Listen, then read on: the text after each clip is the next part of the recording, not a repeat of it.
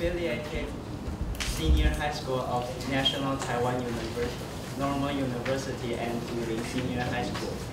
The proposition for today's debate is that the Taiwan government should abolish the death penalty. For the debaters, rules for timing your speech are as follows. When there are 30 seconds left, you'll hear one short ring. When time is up, you'll hear two short rings. And when it's 30 seconds into the extension, you'll hear a long ring. And upon hearing that, you have to stop your speech. And rules for timing your cross-examination are, when there are 30 seconds left, you'll hear one short ring. When time is up, you'll hear two short rings. And upon hearing that, you have to stop your cross-examination. Each team needs to prepare evidence cards for cross-examination. Any evidence cited during the debate should have a corresponding evidence card, which may be reviewed upon request by the cross-examiner and their teammates.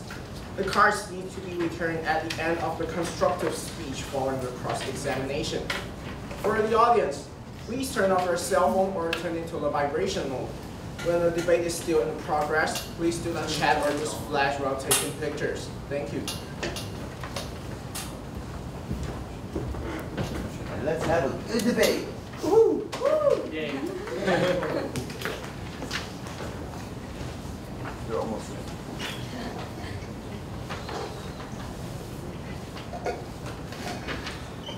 First, affirmative constructive speech, 4 minutes. Honorable judges and fellow debaters, good morning. We, the affirmative, firmly assert that the Taiwanese government should abolish the death penalty. First, let's define the death penalty.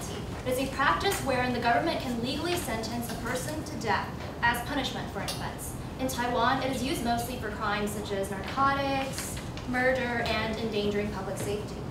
While we believe that legal punishment is necessary in order to maintain a safer and more civilized society, we believe that the death penalty detracts from more than it achieves this goal. Now, one would assume that for something as severe as the death penalty to exist in the justice system, it must bring some great benefit to society that cannot be achieved through any other punishment.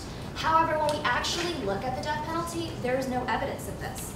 According to the American Society of Criminology, there are 4 reasons for any criminal punishment: deterrence, rehabilitation, retribution, and incarceration. Incapacitation.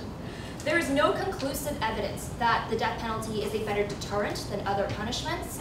The death penalty does not even attempt to rehabilitate offenders. And while it can incarcerate people, so too can regular imprisonment. This leaves us with the conclusion that the death penalty serves no practical purpose, except for the rather vague and subjective notion of retribution. So what does the death penalty do? First, the death penalty creates an undeniable risk of executing innocent people.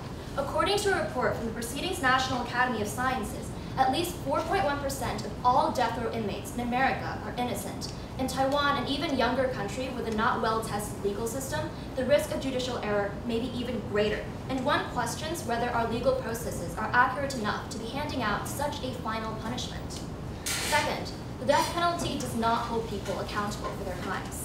Many offenders, such as the mass killer Zheng Jie, view a quick, painless death as an escape from punishment, rather than punishment itself.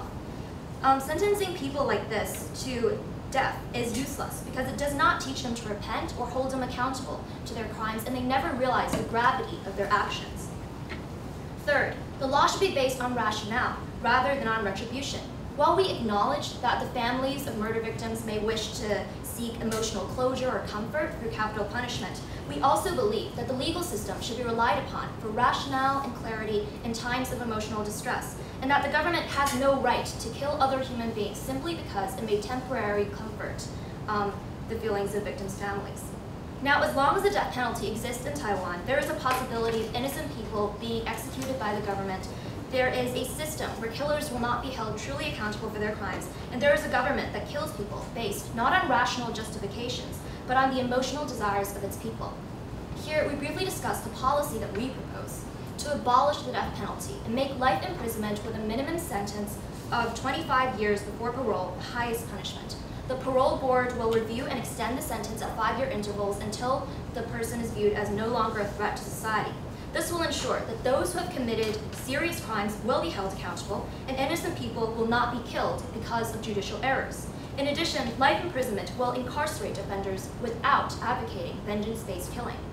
We need legal punishment to keep our society safe, yet the innocent should not have to pay the cost of this practice. In conclusion, we, the affirmative, firmly assert that the Taiwanese government should abolish the death penalty. Thank you. I now stand ready for cross-examination.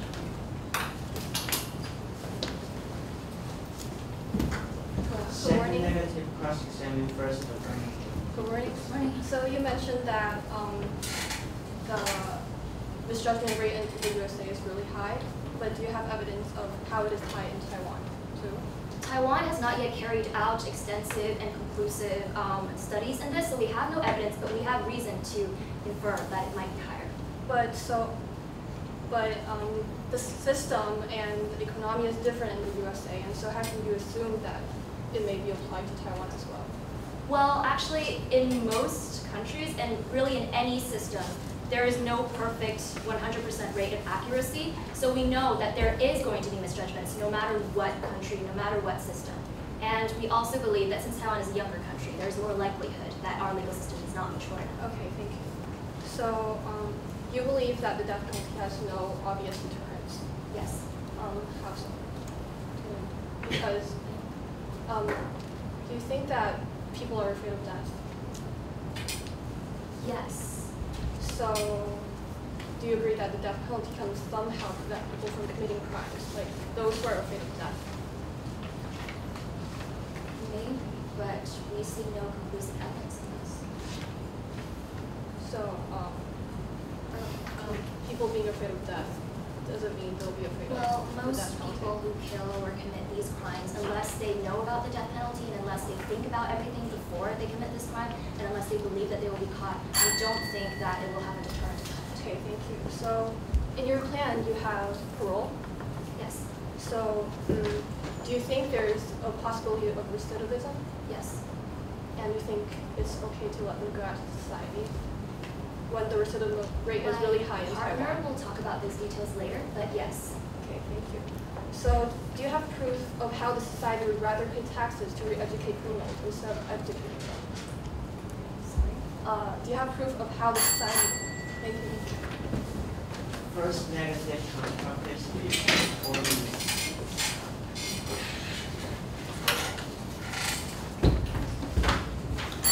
or Honorable judges, fellow opponents, good morning. And from the going-ons that just happened during the cross-examination, we see that the affirmatives dabble in human rights and protection of innocent people, yet they haven't quite given us an ideal whole picture of the society they've created after the abolishment of death penalty. After they have protected their to-be-harmed people who may or may not go into harm's way, what is to be done to the majority of the innocent citizens that are left without the protection of the death penalty?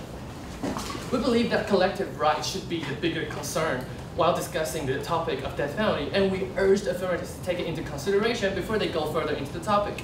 Also, just as the affirmative infer that misjudgment rate is high in Taiwan, we can also infer the deterrence effect of the death penalty based on the fact that they admitted most people are afraid of death, and so their statement that there is no conclusive evidence of deterrence effect is, I think, rather not holding its ground. And back to my arguments, we the negative strongly believe that the Taiwanese government should not abolish death penalty, and our belief is based on 3 aspects: retributive justice, recidivism, and deterrence effect. For centuries, people have been striving to maintain a prosperous and peaceful society, but how can we possibly succeed when people mistrust in our judicial system and live in insecurity? The purpose of the Penal Code is to create a safe environment for citizens, and without death penalty, the society would lose a layer of protection from harms. To begin with, retributive justice is often supported with the proverb, an eye for an eye, which could be often misunderstood with the concept of equally severe. In fact, retributive justice is closer to the concept of fitting. Just as we don't cut off a criminal's hand off, and even if he does it to someone else, and sentence him to prison instead, we sentence those who commit unforgivable crimes to death, as we see it is the best fitting punishment. We believe that a quick death is the adjudication closest to his or her criminal behavior, and we value the criminal's rights as well as anyone else. We just believe that the death penalty is rightful and necessary way of achieving retributive justice. Hence, we, the negative, contend that the death penalty is a proper means of punishment. Secondly, we do not want to bear the risk of people getting out of prison or even staying inside prison to harm more people. Take the French criminal Pierre Baudin, for example. As France has abolished the death penalty, he was allowed to commit a series of crimes, including robbery, raping, and murder. Without the death penalty, there is a greater chance of recidivism or even prison break. It is our government's responsibility to not only keep citizens safe, but also make citizens feel safe. With the death penalty existing in our system, we can avoid tragedies like this to occur in our society and also have people's faith in the government and the law. Moreover, the deterrence effect of the death penalty is indisputable. Life itself surely is a precious thing that most people cherish and not willing to put at stake. In fact, based on the reality that most people are unwilling to die, a sentence to death can serve as a deterrent and prevent heinous crimes to take place in the future.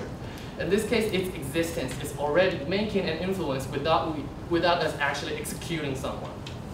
Those who contend that the deterrence effect of the death penalty is non-existent may have neglected the fact that since the death penalty is so severe that some even want it to be abolished, it's the ultimate punishment that the country can resort to. And one can hardly believe that any other punishment can prevent people from committing crimes if the death penalty has no deterrence effect on people. All we know, the purpose of the penal law is to have the people ruled under it dwell in a safe society in both mental and physical ways.